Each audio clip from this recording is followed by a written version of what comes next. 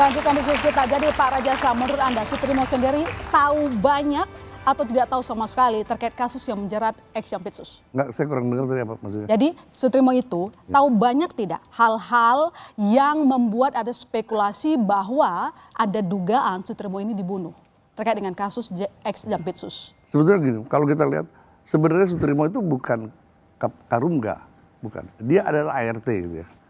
Dan dia kembali ke Jakarta mungkin sekitar 1 tahun yang lalu ya, karena dia minta pekerjaan kembali. Kemudian ditempatkan di rumah di mana di klinik ini, kosong tempatnya. Dia menjaga di situ gitu. Jadi saya pikir ya kalau sebagai asisten rumah tangga mungkin pengetahuan dia hanya sebatas mungkin kalau dia dengar Febri ngomong. Tapi kalau misalnya ada kesepakatan jahat yang dilakukan bersama, enggak juga saya pikir itu sangat belum bisa saya bisa katakan bahwa itu terjadi ya. Jadi kalaupun nantinya terbukti bahwa Sutrimo itu dibunuh ya kan, saya pikir ada tangan lain. Ada tangan lain. Apa yang mereka inginkan? Apa? Kira-kira analisa Anda, Ya. kenapa Ya, Sutrimo saya yang bilang disasar? bahwa ini untuk memperburuk keadaan, melemahkan kasus Febri gitu ya. Itu aja. Jadi siapa yang menginginkan? Ya, Siapa pihak menginginkan? Saya pikir banyak pihak yang selama ini Pengalihan. Jadi ini, bukan gini, ya kan? Febri itu kan banyak kasus korupsinya. Kan? Ya. Banyak orang yang tidak suka dengan Febri gitu ya. Bisa aja terjadi situasi seperti ini. Tidak untuk kemungkinan kan gitu loh. Kalau kita bicara, kalau dari sisi intelijen kita berbicara yang terburuk. Jadi banyak musuh maksudnya? Jelas lah. Pasti.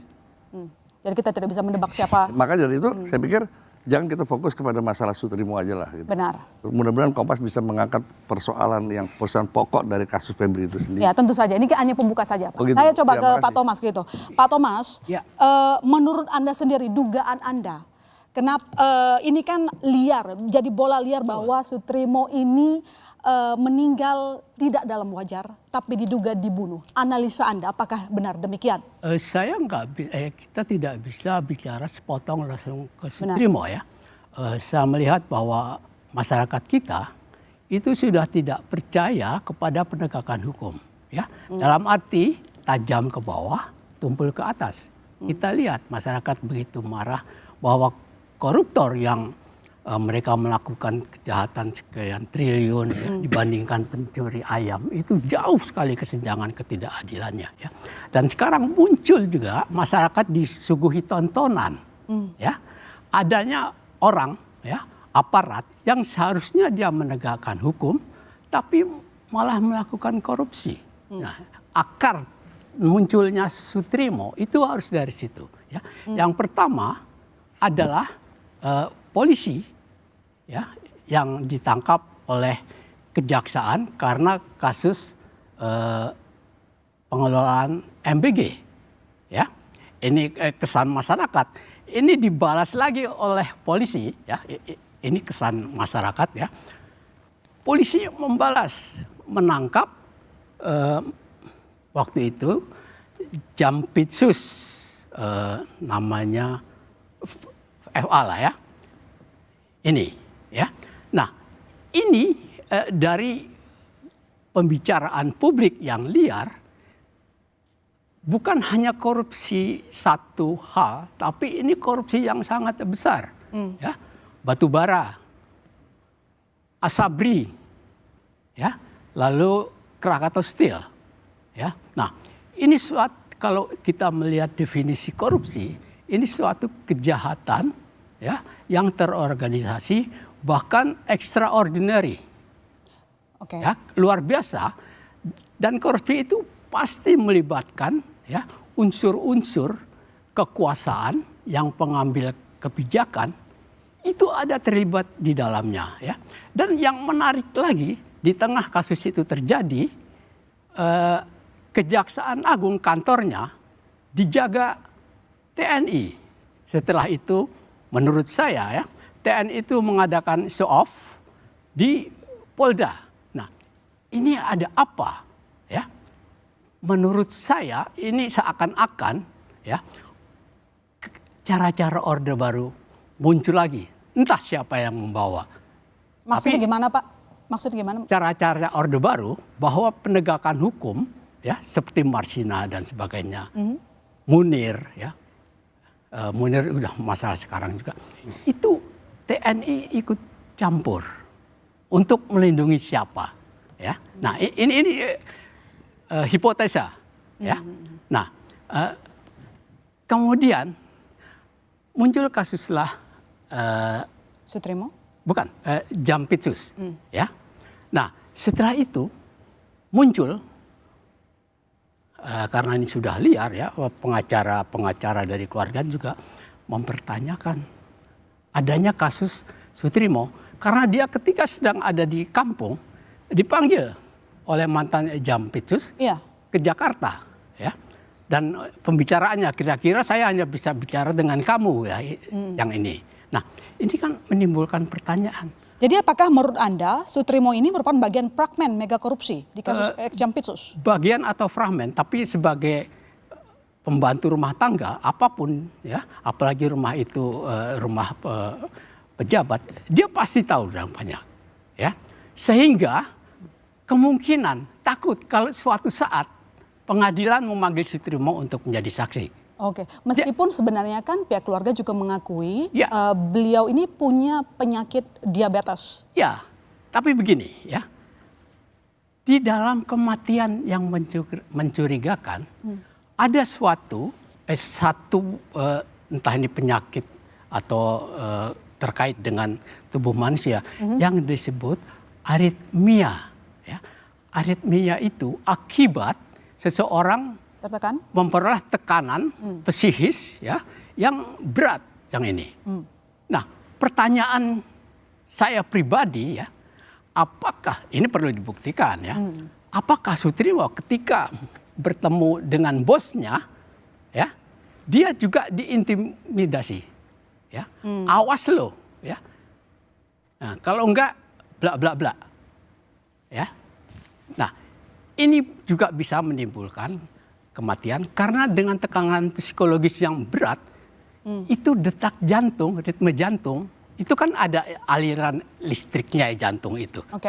Ya, itu terganggu sehingga dia bisa mati sesaat atau mati pelan-pelan dan menyebabkan orang bunuh diri. Nah, ini. Nah, itu yang pertama. Yang kedua, sebab-sebab ya. Sebab-sebab kematian itu hanya bisa dibuktikan dengan autopsi kalau itu mencurigakan ya. Dan ini bisa kemungkinan juga karena penyakit atau karena pembunuhan yang tadi disebutkan. Baik, nanti saya lanjut lagi ke Pak Thomas. Saya ke Pak Firman kalau begitu. Pak Firman, mungkin bisa ada ceritakah dari klien Anda Pak Febri terkait dengan pertemuan terakhirnya dengan Pak Sutrimo? Yang pertama sebenarnya saya agak perlu merespon Mas Sugeng Teguh sama beliau. Ini ada tulisan yang disampaikan oleh psikolog forensik namanya Reza Indragiri. Dia mengatakan kematian Sutrimo masuk ranah pidana tanpa autopsi. Reza Indragiri mengatakan apa dasarnya? Sebenarnya dari konteks pemikiran seorang psikolog forensik yang sebagian besar mungkin dalam pandangan kriminologi ya Pak, itu bisa memotret peristiwa yang saya sebut dua, causing of death dan penyebab kematian dan moment of death. Kita tidak pernah bermaksud untuk mendahului proses forensik itu. Tapi tadi yang disampaikan Mas Sugeng Teguh Santoso, menurut hemat saya, antara peristiwa, fakta, ya, dan bukti, seperti yang disampaikan Reza Indragiri, harus ada rantai. Ya, yang disebut dengan speaking evidence, bukti akan bicara. Nah sekarang pembuktiannya apa? Kan belum ada. Ada. Hasil sebentar Mas Teguh. Sugeng eksaminasi hasilnya masih berapa minggu kemudian. Jadi logika yang disampaikan seorang ahli psikologi forensik, menurut saya ada dasar ilmiahnya juga. Dan kalau ini ditarik dalam konteks hukum pidana, namanya prinsip liability based on fault. Tanggung jawab itu kalau ada kesalahan. Nah kesalahannya apa? Ini kan juga belum ada. Nah karena itu sebenarnya tanpa merasa hormat dalam forum ini, ya sebaiknya kita tunggu saja. Tapi ada peristiwa yang disampaikan oleh Reza Indragiri tadi. Kenapa kok kemudian sudah ada status naik sebagai tindak pidana? Gegabah ya. Tapi pembuktiannya belum ada. Polisi tidak gegabah menaikkan. Mereka itu melakukan dalam sistem peradilan pidana dan khususnya proses pidana ada penyelidikan Ya. ya. Tidak langsung sidik, penyelidikan kemudian naik sidik. Kita sudah tahu Sudah sama-tahu tahu lah itulah. bahwa Ya. ketika naik sidik artinya ditemukan adanya peristiwa pidana. Ya. Kalau polisi sudah menaikkan status adanya peristiwa pidana, artinya memang dia belum butuh yang namanya otopsi untuk sebagai salah satu alat bukti. Ini soal common sense aja, Mas. sebenarnya. Jadi gini loh ya. Jadi kalau orang meninggal, sebentar ya. maksud saya, Bisa begini, saya jelaskan jenazah nih, ya. itu kan tidak mungkin bicara. Tidak Nah, mungkin bicara. Maka itu melalui perlu otopsi, scientific Pak. Otopsi evidence. ini untuk menemukan intervensi pihak ketiga. Bukan, Mas. Ini untuk memastikan ada nggak toksiologi. Karena yang lalu kan Mas menyampaikan ada busa, jadi gini ya. ada. Maka itu saya keluar bilang, busa itu Betul. ya kalau kita secara umum ya secara umum ini saya Ya. bertanya kepada seorang dokter itu dua sebabnya. Ya. Kalau dia seorang yang ayan ya itu keluar busa itu atau memang ada racun yang masuk kepada Ya. tubuhnya ya. Ya, dua hal itu beda. Dua, Mas, ya kan? gitu ya. Ya. Ayan atau itu ya. Ya. Jadi kita kembalilah kepada ketika naik sidik lah ya. Ya. Kan cara kerja polisi itu kan cara kerja yang tertutup ya. Ya. Dan dia tahu barang Ada apa juga yang dia terbuka, cari. Mas. Ya, ada. Ya, eksaminasi itu terbuka. Ya, tapi Ya. dia tertutup ketika melakukan penyelidikan. Ya. Mungkin saja Ya. salah satu alat buktinya itu adalah baju ya. Baju Sutrimo yang terkena cairan. Ya. Ya. Jadi Dan nggak itu apa-apa sebagai diekstraksi. art possibility. Gitu loh, Semua ya. itu kan serba kemungkinan. Jadi Tapi kita kan belum sebab bisa. matinya intervensi. Kalau dia mati wajar nggak akan Iya. naik sidik. Iya. Oke, baik. Coba saya ke Jadi saya rasa itu belum. Ya kan? baik. Silakan. Ini sebagai contoh ya. Pernah kita kenal Mbak Surip. Kematiannya juga berbusa. Kemudian dicurigai lah bahwa Mbak Surip keracunan. Ternyata hasil dokter bahwa ini kena jantung akut. Gitu loh. Dia keluar busa juga gitu loh. Seperti itu. Dan ini kasus yang sudah terjadi ya di Mbak Surip pada saat itu aja. Oke, baik. Saya ke Pak Susno. Pak Susno, Anda kan punya pengalaman. Jadi ketika misalnya Anda punya pengalaman sebagai penyidik, jadi kalau misalnya ini sudah masuk ke tingkat penyidikan, apakah ini artinya memang sudah dikantongi dua alat bukti, lalu kemudian sudah ada calon tersangka, lalu kemudian ekshumasi itu sendiri, apakah memang dilakukan di level penyidikan atau di penyelidikan? Baik, yang pertama saya meninjau dari kacamata penyidikan ya. Pertanyaan yang paling mendasar, mengapa Polri meningkatkan menjadi penyidikan? Yang pertama tentu dasarnya minimal ada dua alat bukti, minimal. Berarti sudah ada ya alat menjadi bukti penyidikan, itu? tapi bukan tersangka belum ada. Yang kedua, apakah penyidikan ini bisa berlanjut? Ini sangat ditentukan oleh hasil daripada otopsi. Karena otopsi akan melahirkan dua visum, satu visum luar, yang kedua visum dalam. Visum dalam itu bedah mayat. Visum luar belum keluar tapi sudah ada statement daripada tim dokter yang mengatakan tidak ditemukan luka-luka baik dari benda tumpul maupun benda tajam. Berarti aman, tidak dari itu. Yang kedua, kita tunggu visum dalam. Ini 3 minggu, taruhlah. Disinilah akan menjawab bahwa apakah saudara Sutrimo ini meninggal wajar atau tidak wajar. Kalau seandainya meninggalnya wajar, maka apa yang didapat dua alat bukti yang terdahulu berarti tidak kuat dia.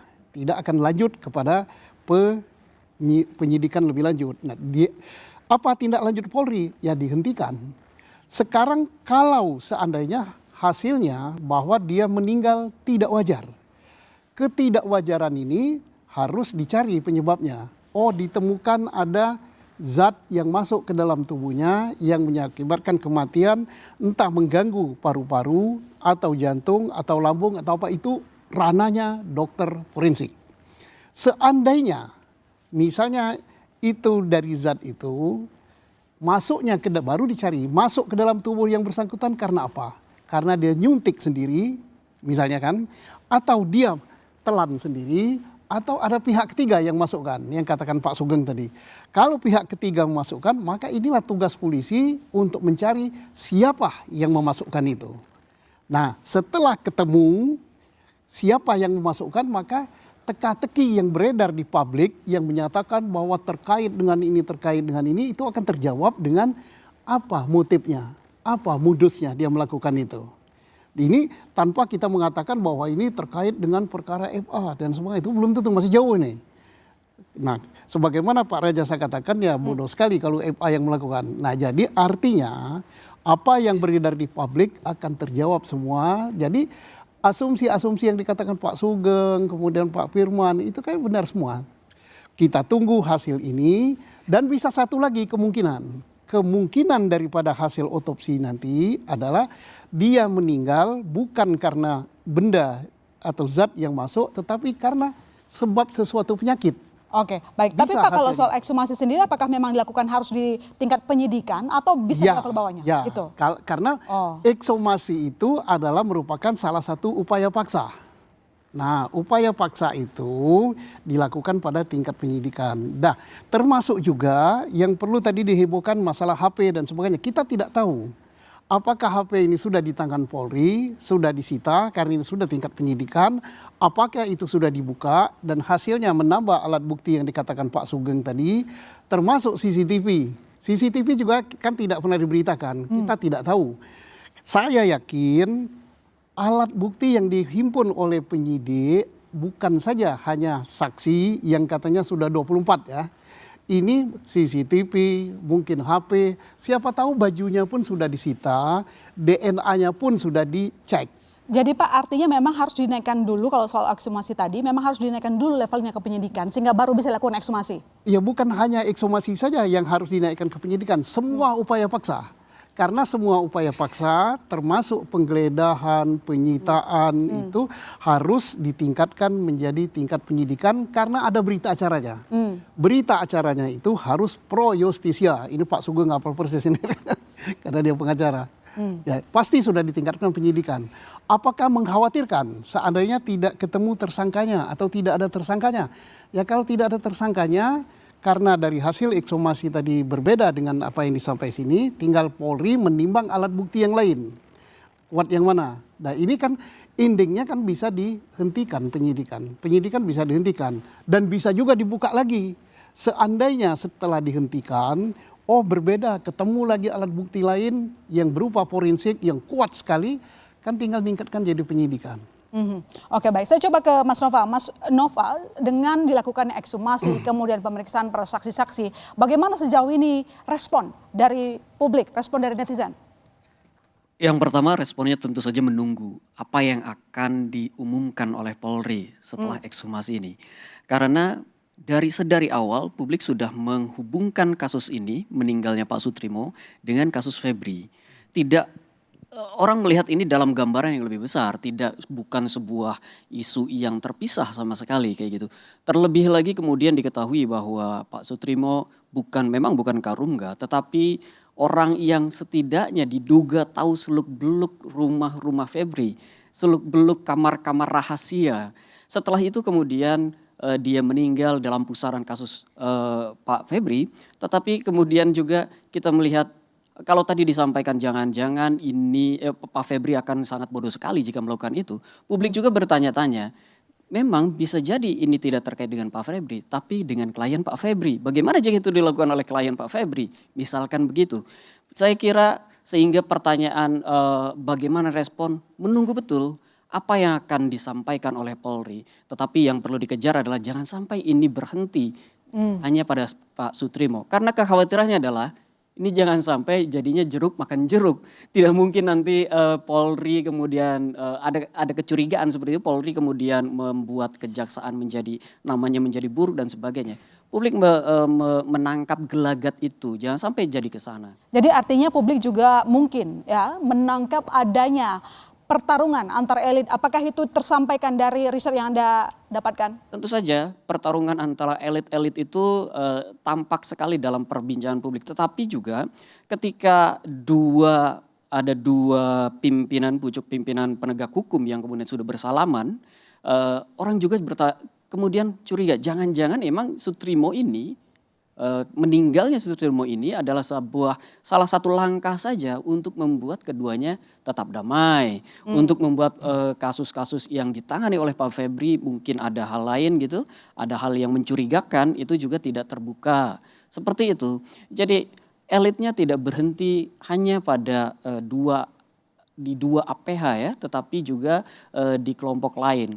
Seperti tadi klien-klien atau siapa ya Pak Febri kayak gitu. Baik, coba saya ke Bu Aan kalau begitu. Bu Aan, pertanyaan begini, Anda mewakili keluarga saat melaporkan, pasal apa yang Anda sampaikan atau mungkin disarankan di pasal pembunuhan? Jadi begini, jujur saja sejak awal itu kami itu tidak pernah jadi keluarga itu memang sangat berhati-hati untuk tidak menyentuh berlawanan dengan siapapun. Maka sebenarnya kalau dalam kronologis laporan kita tidak pernah menyebut siapa terlapor, lalu kedua juga tidak menyebut pasal. Akan tetapi karena di dalam sistem itu harus masukkan pasal, maka pilihannya kan hanya ada dua, apakah dugaan pembunuhan berencana atau pembunuhan.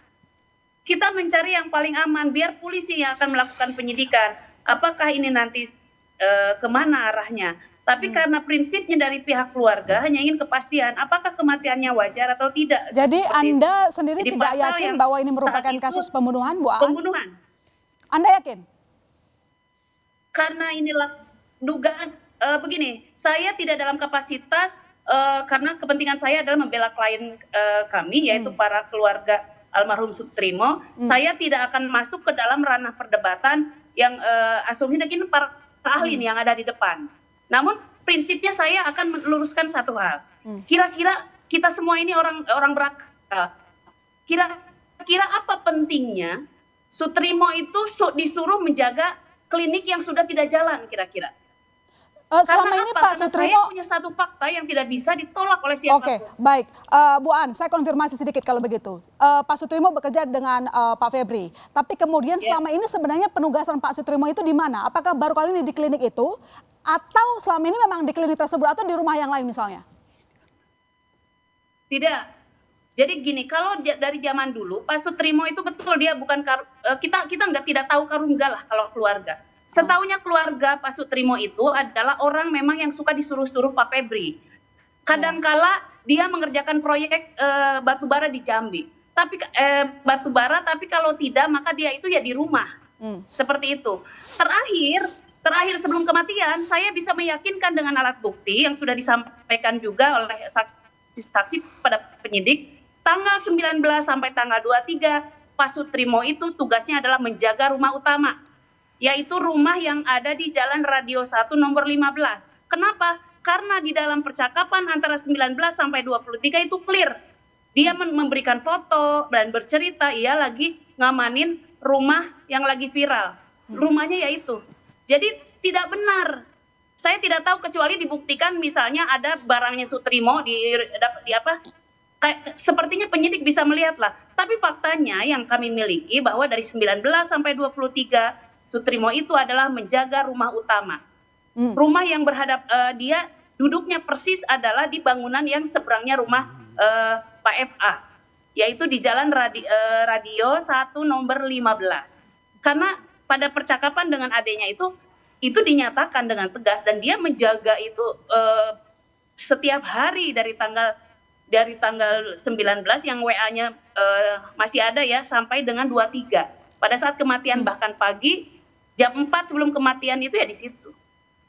Jadi Anda sendiri menduga bahwa kematian Pak Sutrimo ini memang tidak wajar karena harus menjaga tempat yang sebenarnya kosong. Tidak wajar. Kita meyakini di belakang itu menjadi tidak wajar karena ada satu formulir kronologis kematian yang ternyata tidak pernah disampaikan kepada keluarga. Yang isinya diantaranya menyatakan bahwa Sutrimo ditemukan diantaranya dengan mulut dan hidung berbusa. Keluarga jika benar ada formulir itu nyampe ke keluarga saat itu pasti dilaporkan kantor polisi. Oke, itu baik. Keluarga kaget semua. Saya ke Mbak Asfi kalau begitu. Disampaikan barusan ada formulir yang tidak disampaikan ke pihak keluarga dan itu memberikan dugaan bahwa memang kematian Pak Sutrimo tidak wajar. Ya, saya pikir ini kan pertama yang harus kita sadari, kita kehilangan saksi penting Ya. dalam peristiwa tadi mega korupsi yang melibatkan mantan Jampidum. Jadi Pak Sutrimo menurut Anda merupakan sosok yang penting dalam kasus Jampitsus. Iya. Gini, meskipun dia ART, pekerja rumah tangga, bukan berarti dia tidak bisa melihat. Apakah memaknainya bisa, itu lain soal. Kan sebetulnya saksi yang tidak memaknai itu lebih penting daripada saksi yang so tahu kan. Dia tinggal di BAP aja. Saya lihat si ini datang, si itu ngapain, itu kan nggak perlu. Itu pemaknaan oleh penyidik. Jadi saksi yang sangat murni seperti ini akan lebih penting. Apalagi kalau dilihat dia orang kepercayaan yang bisa ditugaskan ke tambang. Ini pasti sebetulnya dia bukan pekerja rumah tangga yang harus kita pertanyakan juga. Definisi pekerja rumah tangganya ini andalan gitu ya. Nah yang saya lihat juga tadi kan ada gini. Ada teori kan hanya 2 saja nih probabilitasnya. Satu dia mati wajar, tadi kita bicarakan meninggal wajar, yang kedua tidak wajar. Kalau tidak wajar tadi Bapak sudah mengatakan mungkin saja ini ada orang yang ingin menjelek-jelekan Febri. Tapi kan ada yang kemungkinan yang lain lagi. Satu oleh Febri atau yang ketiga adalah tadi oleh orang yang menaruh barang uang itu di rumah Febri. Yang sebetulnya bagian dari turut serta dan dia mulai merasa terancam. Ini orang ini ada terus di situ. Jadi kan ada probabilitas itu ya. Jadi kalau saya mau setuju dengan bapak-bapak tadi, jangan cepat-cepat menyimpulkan apapun, termasuk cepat-cepat menyimpulkan ini matinya karena racun. Dan kalau nggak ada racun berarti nggak salah. Itu namanya logical fallacy yang sengaja dibuat. Kalau dari bapak tadi kan bisa aja dia matinya sebetulnya karena mengalami tekanan. Gitu ya, dan orang yang menjalankan tekanan udah tahu nih orangnya kira-kira begini kan gampang. Jadi tadi saya menyaksikan argumen-argumen yang ditaruh ini sebetulnya juga bisa menjadi penggiringan opini untuk kemudian mengatakan tuh kan nggak ada racun berarti nggak ada pembunuhan. Padahal pembunuhan bisa macam-macam. Oke baik, saya ke Pak Susno. Pak Susno, disampaikan oleh Mbak Asfi barusan bahwa diduga Sutrimo ini sebenarnya tahu banyak. Mungkin tidak dimaknai begitu ya, tapi dia kan bisa tahu beberapa laporan-laporan keseharian begitu dan bisa jadi saksi kunci katanya. Ya bisa jadi, tetapi persoalannya saksi kunci apa tidak, kan kasus ini sudah 2 tahun sebelumnya diselidiki oleh Kortas Tipikor. Ya. Apakah saudara Sutrimo ini saksi kunci? Banyak tahu, penting. Yang paling tahu adalah penyidik Kortas Tipikor dan penyidik Jampitsus. Karena perkara sudah dilimpahkan ke Jampitsus. Nah, dalam perkara yang dilimpahkan itu berkas dikasihkan termasuk juga daftar saksi. Apakah saudara Sutrimo ini sudah diperiksa? Apa termasuk sebagai daftar saksi atau calon saksi? Nah, kalau dia misalnya calon saksi dan ini kunci sangat penting, mestinya penyidik baik tim Kortas Tipikor maupun penyidik dari kejaksaan yang sekarang menangani perkara ini harus menempatkan Sutrimo ini di dalam perlindungan LPSK. Nah, sama tadi lagi sekaligus kesempatan ini saya gunakan, apakah polisi terlambat di dalam meminta gali jenazah atau ekshumasi? Sebenarnya bukan keterlambatan dari pihak Polri. Menurut hukum acara kita yang baru bahwa ekshumasi itu harus persetujuan keluarga. Awalnya keluarga tidak menyetujui, bahkan keluarga menyatakan menerima.